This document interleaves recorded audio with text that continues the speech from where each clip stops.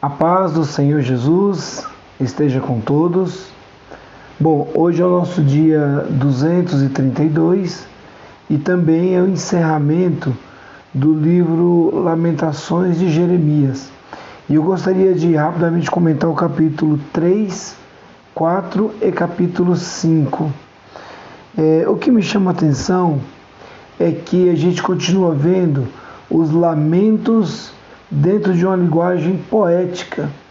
Aqui é como se a própria cidade de Judá pegasse a voz do profeta e pudesse falar com Deus ou transmitir para alguém.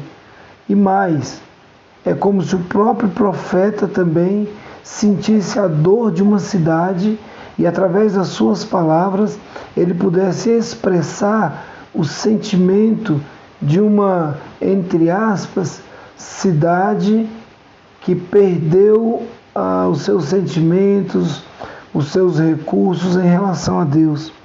Então é um lamento extremamente triste e muito poético.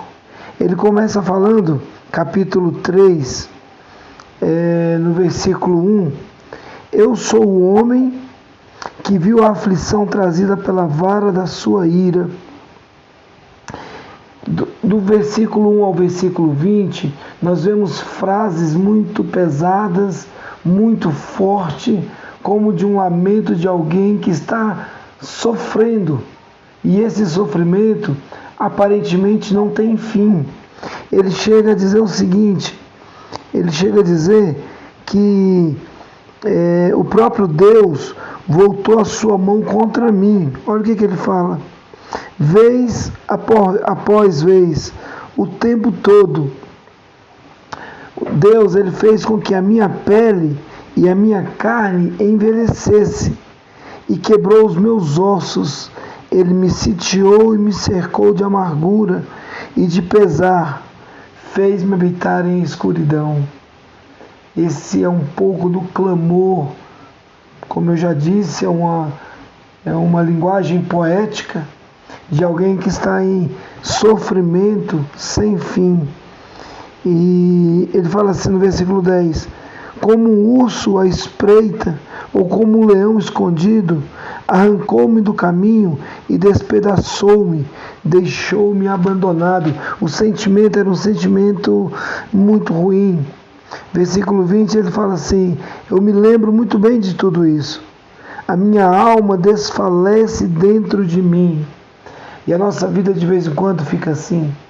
A gente se entristece, a gente tem sentimentos, a gente percebe que o mal pode vir contra nós, e quando nós não temos uma referência de proteção que é o próprio Deus, bate o desespero, porque a gente sabe que o mal vai vir à nossa porta. Alguém morre, alguém é desiludido, alguém perde a esperança, e aí a gente chega no fundo do poço.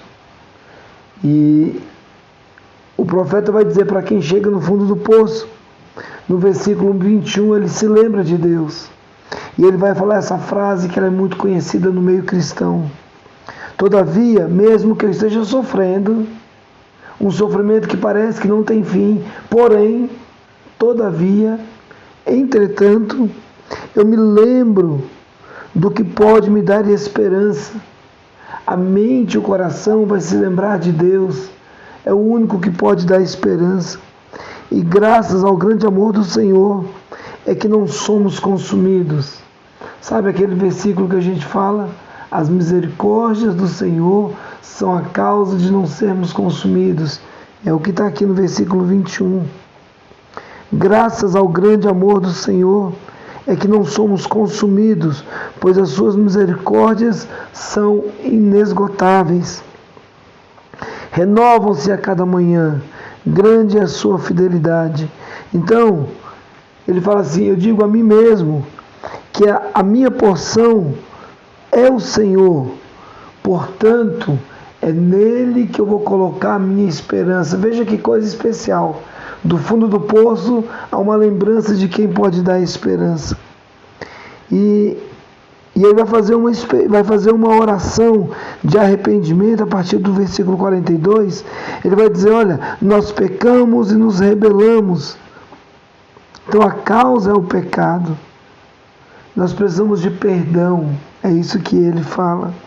O capítulo 4, ele continua falando um poema que nos aproxima de Deus. Ele fala da nossa referência, de como nós, e a cidade de Judá também, era uma cidade pomposa, brilhante, na presença de Deus, e se tornou uma cidade deserta. O ouro perdeu o seu brilho.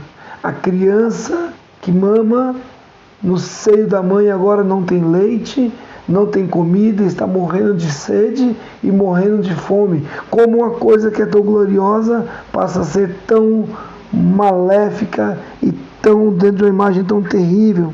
Como os preciosos filhos de Sião, diz o versículo 2, que antes valiam o seu peso em ouro, hoje são considerados como vasos de barro, porque perdemos o valor. E ele vai dar aqui a resposta.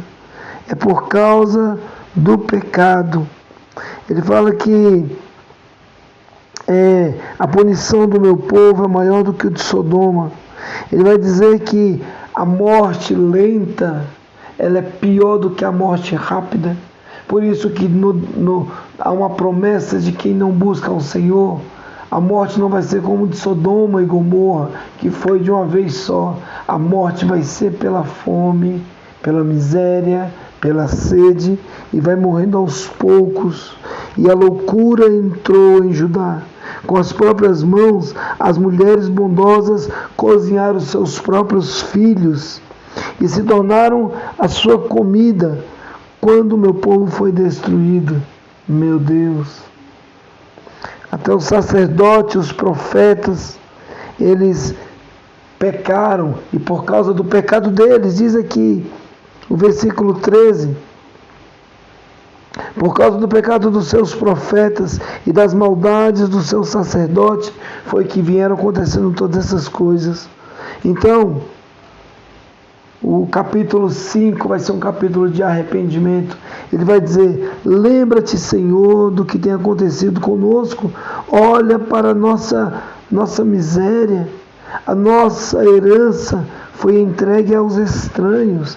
Então, olhe para nós. Gente, é um lamento de sofrimento, é um pedido e um arrependimento para que Deus parasse com o sofrimento em cima das pessoas, para que aquele sofrimento cessasse. O que eu percebo é que parece que a gente aprende mais a buscar ao Senhor no momento de dor do que no momento de alegria, no momento de luto do que no momento de festa. Então, as lamentações, elas servem para isso, para nos aproximar de Deus. 5 capítulos, 5 poemas, 5 lamentos. Salmos tem cheio de lamentos. Existem outros vários lamentos aqui na Bíblia.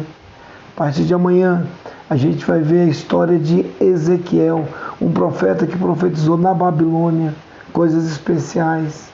Aprenda uma coisa, você pode se lamentar, mas confie sempre no Senhor, porque é nele que nós podemos botar nossa esperança.